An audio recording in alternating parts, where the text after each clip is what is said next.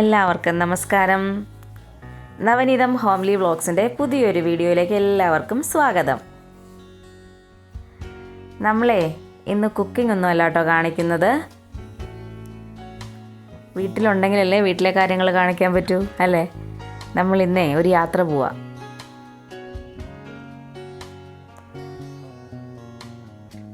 ഈ ബോർഡ് കാണുമ്പോൾ മനസ്സിലാവും കേട്ടോ, കന്യാകുമാരിക്ക് കേട്ടോ പോണത്.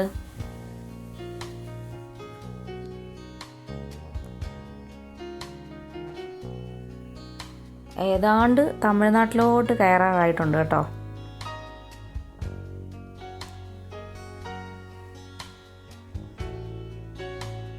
കളിയിക്കാവിള ഭാഗമൊക്കെ എത്തുമ്പോഴത്തേക്കും ബോർഡൊക്കെ തമിഴായി തുടങ്ങും കേട്ടോ. ബസ്സുകൾ തമിഴ്നാട്ടിൽ നിന്ന് വരുന്ന ബസ്സുകളാണ്. കടകളുടെ ബോർഡൊക്കെ തമിഴായി.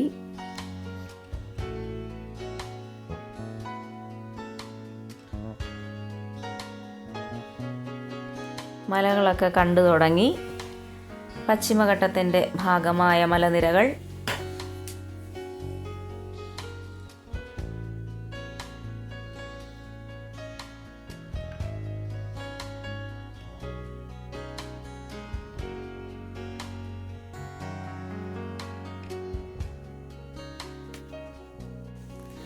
ഞങ്ങൾ ഉച്ചക്കത്തെ ഫുഡ് കഴിച്ചിട്ടാട്ടോ ഇറങ്ങിയത്. ഏതാണ്ട് 2 മണി കഴിഞ്ഞപ്പോൾ ഞങ്ങൾ വീട്ടിൽ നിന്ന് ഇറങ്ങി കേട്ടോ. ഇത് ഈ നീല ബസ് കന്യാകുമാരിക്ക് പോകുന്നതാട്ടോ. അപ്പം ഞാൻ പറയുമായിരുന്നു ചേട്ടനോട്, വഴിയൊന്നും തെറ്റത്തില്ല, ബസ്സിൻ്റെ നേരെ പുറകെ തന്നെ അങ്ങ് വിട്ടോളാം. കന്യാകുമാരി, തിരുനെൽവേലി, മധുരൈ, അതാണ് കേട്ടോ ആ ബോർഡ്. അപ്പം നമ്മൾ നേരെ കന്യാകുമാരി.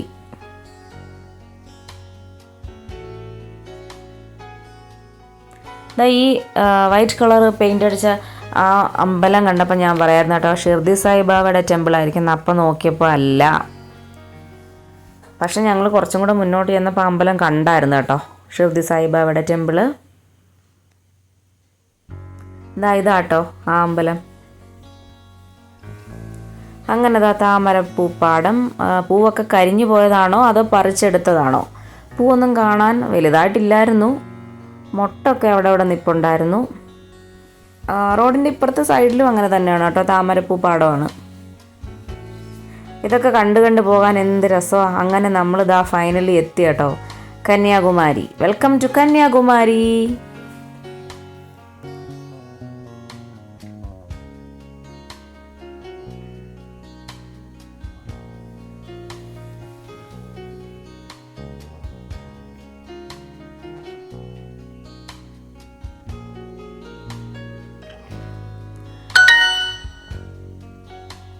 അങ്ങനെ വണ്ടി ഞങ്ങൾ ഹോട്ടലിൽ പോയി വണ്ടി അവിടെ ഇട്ട് കേട്ടോ. എന്നിട്ട് നടന്നാണ് വന്നത്. അല്ലെങ്കിൽ ഇതിൻ്റെ തിരക്കിനിടയ്ക്കൂടെ വണ്ടി കൊണ്ടുവരുന്നത് ഭയങ്കര ബുദ്ധിമുട്ടല്ലേ.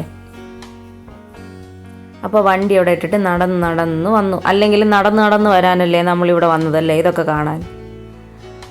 നല്ല കാറ്റാണ് കേട്ടോ, തണുത്ത കാറ്റ്, ശക്തമായ കാറ്റുണ്ട്. കടലിൽ നിന്നുള്ള കാറ്റ്. നല്ല രസമാട്ടോ ഇവിടെ നിൽക്കാൻ.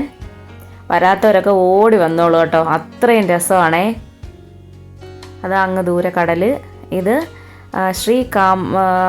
കാഞ്ചി കാമക്കോടി പീഠം കേട്ടോ, അങ്ങനെ കേട്ടോ അത് എഴുതി വെച്ചിരിക്കുന്നത് ഈ ആർച്ചിൽ.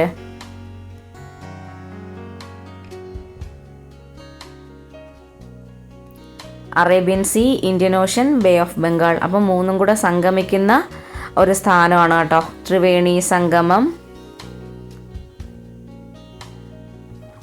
തിരുവള്ളുവർ സ്റ്റാച്യു, വിവേകാനന്ദ പാറ എല്ലാം കാണാം. നല്ല തിരക്കാണ് കേട്ടോ, നല്ല തിരക്കാണേ. കച്ചവടക്കാരുടെ ബഹളം, ആൾക്കാർ സംസാരിക്കുന്ന ആ ഒരു ബഹളം, കൊച്ചുകുട്ടികൾ കളിപ്പാട്ടത്തിന് വാശി പിടിക്കുന്ന ബഹളം, ആകെ മൊത്തം ഒരു വൈബാണ് കേട്ടോ. പല പല ഭാഷകൾ. നേരം ഇരുട്ടി തുടങ്ങി കേട്ടോ, സന്ധ്യയായി തുടങ്ങി. എല്ലായിടവും ലൈറ്റൊക്കെ തെളിഞ്ഞു. പക്ഷെ തിരക്കിന് ഒരു കുറവുമില്ല.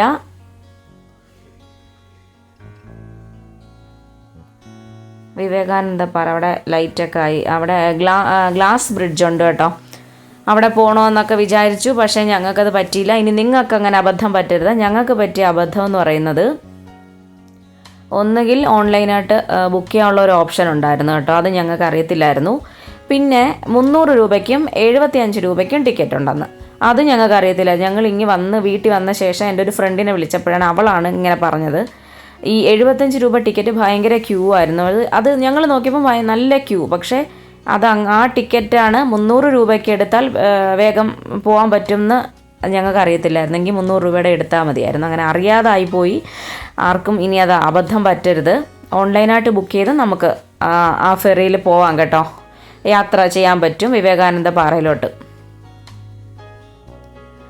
അപ്പോൾ ഇത് സുനാമി മെമ്മോറിയൽ പാർക്കാണ് കേട്ടോ. കുട്ടികൾക്ക് കളിക്കാൻ കൊച്ചു കൊച്ചു സാധനങ്ങൾ ഒരുപാടൊന്നുമില്ല, എന്നാലും പിന്നെ ഇവിടെ നമുക്ക് വന്നിരിക്കാൻ നല്ല രസമാണ് കേട്ടോ. ഒരുപാട് പേര് അവിടെ ഇരുന്ന് ഇങ്ങനെ എന്താ പറയുക ചില്ല് ചെയ്യുന്നുണ്ടായിരുന്നു. നല്ലൊരു സ്ഥലമാണ് കേട്ടോ.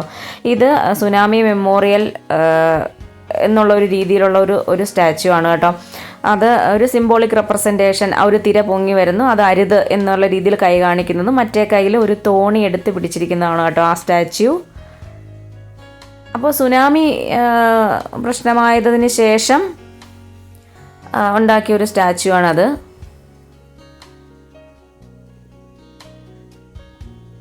അപ്പോൾ ഞങ്ങളിതാ തിരിച്ച് അവിടെയൊക്കെ ഒന്ന് കറങ്ങി. കുറേ കടകളുണ്ട് കേട്ടോ ആ ബീച്ചിൻ്റെ അവിടെ തന്നെ. അപ്പോൾ എല്ലാ കടയിലും ഒന്ന് കയറി ഇറങ്ങി. ഒന്നും വാങ്ങിച്ചില്ല. മോൻ 1-2 കളിപ്പാട്ടങ്ങളൊക്കെ വാങ്ങിച്ചു. എന്നിട്ട് ഞങ്ങൾ എല്ലാ കടയിലും ഒന്ന് കയറി നോക്കി. എന്നിട്ട് ഞങ്ങളിതാ തിരിച്ച് റൂമിലോട്ട് പോവാണ് കേട്ടോ. എല്ലാ കടയിലും കയറി നോക്കി. പിന്നെ അവിടെ ഫോട്ടോസ് എടുക്കുന്ന ഒരു ഏർപ്പാടുണ്ടല്ലോ, അപ്പോൾ ഫോട്ടോ ഒക്കെ എടുത്തു. അതിൻ്റെ പ്രിൻ്റൊക്കെ വാങ്ങി ഞങ്ങൾ റൂമിലോട്ട് പോവാണ് കേട്ടോ. ഇതാണ് കന്യാകുമാരി ദേവി ടെമ്പിളിലോട്ടും വിവേകാനന്ദ റോക്കിലോട്ടും സൺറൈസ് പോയിന്റിലോട്ടും ഒക്കെ ഉള്ള എൻട്രൻസേ. രാവിലെ ഇവിടെ നല്ല തിരക്കായിരിക്കും. ഇപ്പോൾ അതാ വിജനമായിട്ട് കിടക്കുന്നു. സൺറൈസ് കാണാനുള്ള ആൾക്കാരുടെ തിരക്ക് അതുവഴി ഉണ്ടാവും രാവിലെ. അങ്ങനെ വന്നപ്പോൾ ഇതാ ഈ ഷോപ്പ് കണ്ടു കേട്ടോ. അപ്പം ഞങ്ങൾ ഈ 100 രൂപ എന്നുള്ള ഒരു ബോർഡ് കണ്ടിട്ടാണ് വന്നത്. ഏതെടുത്താലും 100 രൂപ എന്നാണ് വിചാരിച്ചത്. അപ്പോൾ ദൂരേന്ന് വരുന്ന കണ്ടപ്പോഴേ അവിടെ നിന്ന് ആ പയ്യൻ പറഞ്ഞു, ഈ മുകളിൽ കാണുന്ന വലിയ പാവകൾക്കൊക്കെ 900 രൂപയാണ് കേട്ടോ എന്ന്. നമ്മളൊന്നും അങ്ങോട്ട് ചോദിക്കാതെ തന്നെ പറഞ്ഞു.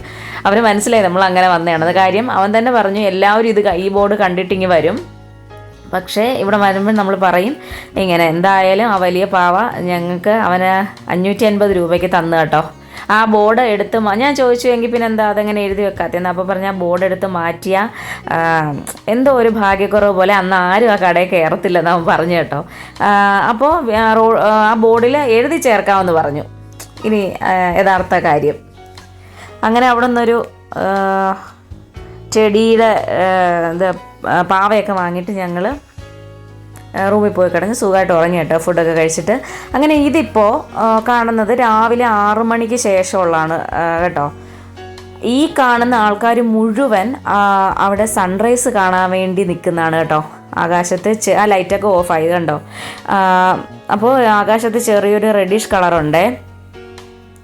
അപ്പോൾ തലേന്ന് ഞങ്ങൾ തിരക്കിയപ്പം അവിടെ ഉള്ള കച്ചവടക്കാരൊക്കെ പറഞ്ഞു 6 മണിക്കാണ് ഇന്ന് സൺറൈസ്. അങ്ങനെ ഞങ്ങളൊരു 6 മണിയൊക്കെ കഴിഞ്ഞപ്പോഴത്തേക്കും ഇവിടെ എത്തി. പക്ഷേ സൂര്യനില്ല. അങ്ങനെ ഞങ്ങൾ വെയിറ്റ് ചെയ്തു. അപ്പം ഞങ്ങൾ വിചാരിച്ചിട്ട് മഴക്കാർ വല്ലതും ആണോ, പക്ഷെ മഴക്കാറൊന്നും കാണാനില്ല. എന്തായാലും നോക്കാം എന്ന് കരുതി നിന്നു.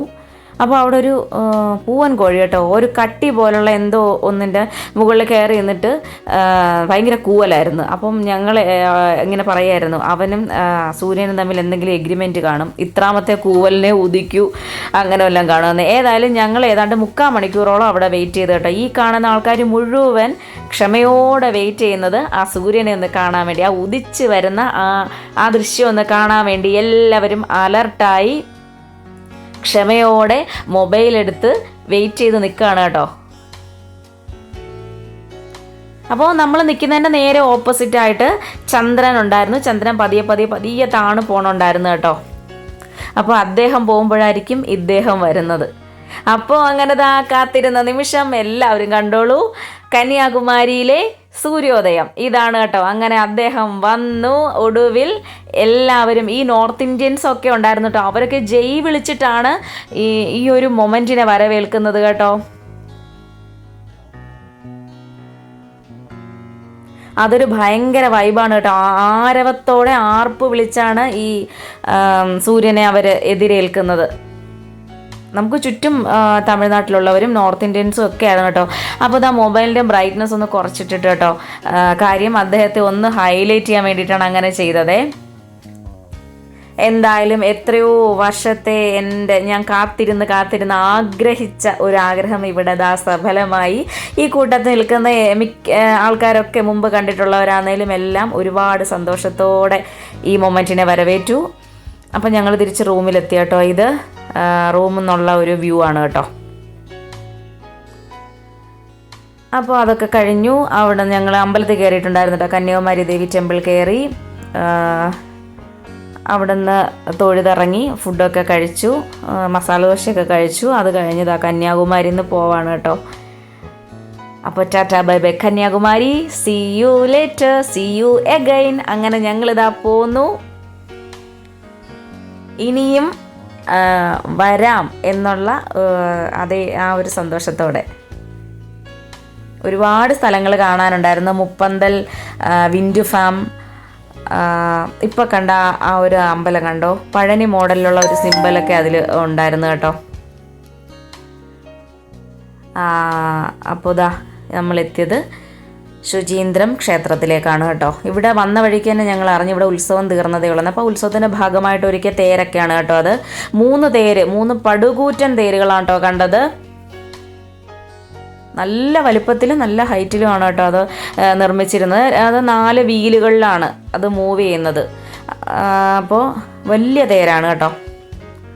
ഇത് അമ്പലത്തിനോട് ചേർന്നുള്ള കുളമാണ്. അമ്പലത്തിനോട് തൊട്ട് ചേർന്നിട്ടല്ല, കുറച്ചിപ്പുറത്തായിട്ട്. അപ്പോൾ ഇവിടെ ഞങ്ങൾ വണ്ടി ഇട്ടിട്ട് തൊഴുതിട്ട് വന്നു കേട്ടോ. അമ്പലത്തിൻ്റെ ഉൾഭാഗമൊന്നും ഞാൻ വീഡിയോ എടുത്തില്ല, അനുവദിക്കുമോ എന്ന് അറിയാത്തത് കൊണ്ട് കേട്ടോ. ഇതൊക്കെ വഴിയോരത്ത് ആ സൈഡിൽ കച്ചവടം നടത്തുന്നവരാണ് കേട്ടോ. അങ്ങനെ അവിടെ തൊഴുതിട്ട് ഞങ്ങൾ ഇറങ്ങി കേട്ടോ. അപ്പോൾ എന്താ പറഞ്ഞത്, മുപ്പന്തൽ വിൻഡ് ഫാം അത് കാണണമെന്ന് ഭയങ്കര ആഗ്രഹമായിരുന്നു. അത് നടന്നില്ല. വട്ടക്കോട്ട പോകണമെന്ന് വിചാരിച്ചു, അതും നടന്നില്ല. തിരുവട്ടാർ ക്ഷേത്രം അവിടെയും പോകണമെന്ന് വിചാരിച്ചു, അതും നടന്നില്ല. നമുക്ക് നടത്തിയെടുക്കാം,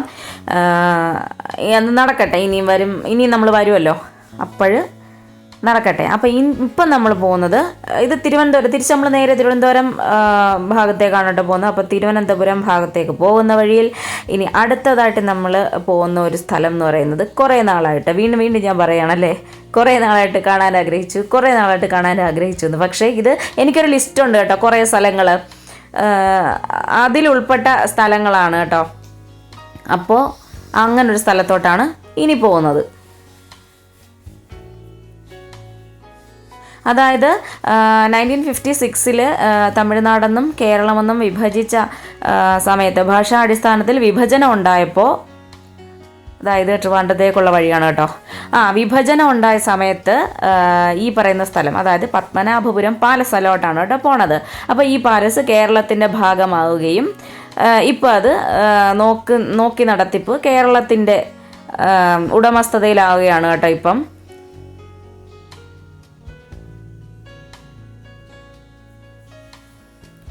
അങ്ങനെയാണ് ഇപ്പോൾ പത്മനാഭപുരം പാലസിൻ്റെ നടത്തിപ്പ് കേരള ഗവൺമെൻറ്റാണ്. അപ്പോൾ ഇതാ ഈ ഒരു വ്യൂ കണ്ടിട്ടാണ് കേട്ടോ എടുത്തത്.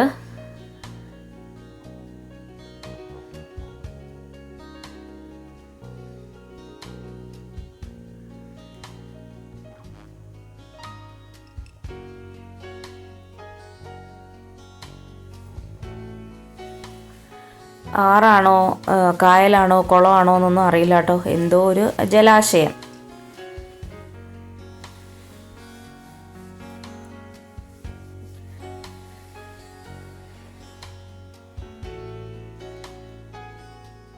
അങ്ങനെ നമ്മൾ പോയപ്പം ഇവിടെ ഒന്ന് നിർത്തി കേട്ടോ. വേറൊന്നുമല്ല, എനിക്ക് അവിടെ ഇരിക്കുന്ന നൊങ്കില്ലേ, പനം നൊങ്ക്, അത് ഭയങ്കര ഇഷ്ടം കേട്ടോ. അത് ഈ വന്ന വഴിക്കൊക്കെ ഉണ്ടായിരുന്നു. അപ്പോഴൊക്കെ ഞാൻ ബഹളം വയ്ക്കുന്നുണ്ടായിരുന്നു. നിർത്തൂ വാങ്ങിത്തരൂ അങ്ങനെ ഗതി കിട്ടി ചേട്ടൻ എവിടെ കൊണ്ട് നിർത്തി. അങ്ങനെ അവിടുന്ന് നൊങ്ക് സർബത്ത് വാങ്ങി കേട്ടോ. ചേട്ടൻ വാങ്ങിയില്ല, ഞാനും മോനും വാങ്ങി കേട്ടോ. അങ്ങനെ ഇതാണ് കേട്ടോ ആ ചേട്ടൻ.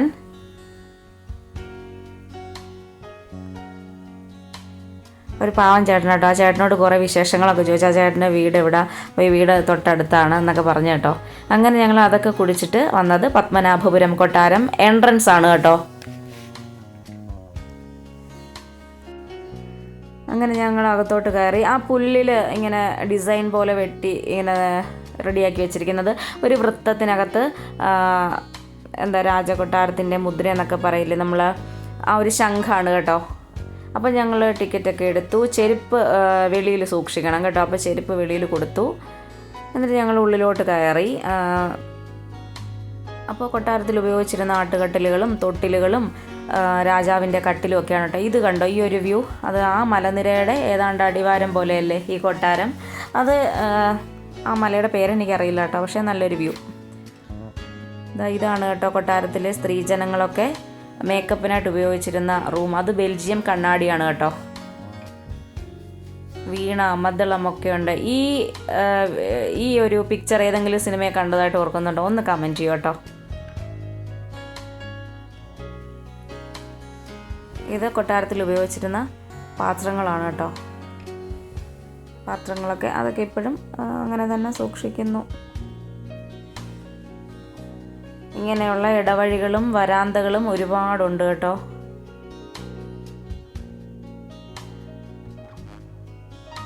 ഇതും ഏതെങ്കിലും സിനിമയിൽ കണ്ടതായിട്ട് ഓർക്കുന്നുണ്ടോ?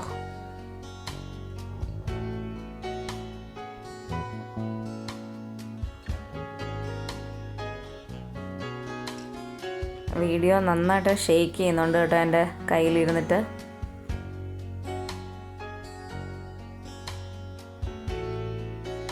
അതെന്താണെന്നറിയാം, വീഡിയോയിലോട്ട് നോക്കാതെ ഞാൻ അല്ലാതെ ഇതൊക്കെ കണ്ടപ്പോൾ ഇതിൻ്റെ ഭംഗിയൊക്കെ നോക്കി നടക്കുന്നുണ്ട്. വീഡിയോയിലോട്ട് ശ്രദ്ധിക്കുന്നേ ഉണ്ടായിരുന്നില്ല. അതുകൊണ്ടാട്ടോ അങ്ങനെ ആയിപ്പോയത്. അപ്പോൾ ഒന്ന് ക്ഷമിക്കൂ എല്ലാവരും. അങ്ങനെ എന്തൊരു ഭംഗിയാണെന്ന് നോക്കൂ. ഈ തറയൊക്കെ മുട്ടയുടെ വെള്ള, ചിരട്ടക്കരി, നീലയമരിയൊക്കെ കൊണ്ടൊക്കെ നിർമ്മിച്ചാണെന്നൊക്കെയാണ് കേട്ടോ പറഞ്ഞത്. അപ്പോൾ ഇങ്ങനെ ഒരുപാട് പടികൾ, ഒരുപാട് പടിക്കെട്ടുകൾ, ഒരുപാട് കിളിവാതിലുകൾ, ചെറിയ ചെറിയ വാതിലുകൾ, വരാന്തയിലോട്ടുള്ള വാതിലുകൾ, വിവിധ ഹാളുകളിലോട്ടുള്ള വാതിലുകൾ. ഇതൊക്കെ കാണുമ്പോൾ നമുക്കൊന്നും മനസ്സിലാവത്തില്ല കേട്ടോ. എല്ലാം ഒരുപോലെ ഇരിക്കും. പക്ഷേ എത്ര ഭംഗിയായിട്ട് അത് ചെയ്തു വെച്ചിരിക്കുന്നു എല്ലാം ഓരോന്നും. ഇതൊന്നും നമ്മളൊന്നും പറഞ്ഞാൽ ഒന്നും അല്ല കാര്യം. എത്രയോ ശക്തരായ രാജാക്കന്മാർ, ഇത് അടുക്കളയാണ് കേട്ടോ. എത്രയോ ശക്തരായ രാജാക്കന്മാർ ഭരിച്ച നാടാണ് നമ്മുടേത്. എത്രയോ രാജാക്കന്മാർ, വീരന്മാരായ രാജാക്കന്മാർ നടന്ന് നീങ്ങിയ വരാന്തകളും പാതകളും ഒക്കെയാണല്ലേ. അപ്പോൾ ഒരിക്കലെങ്കിലും ഇവിടെ കാണൂ ഇതൊക്കെ.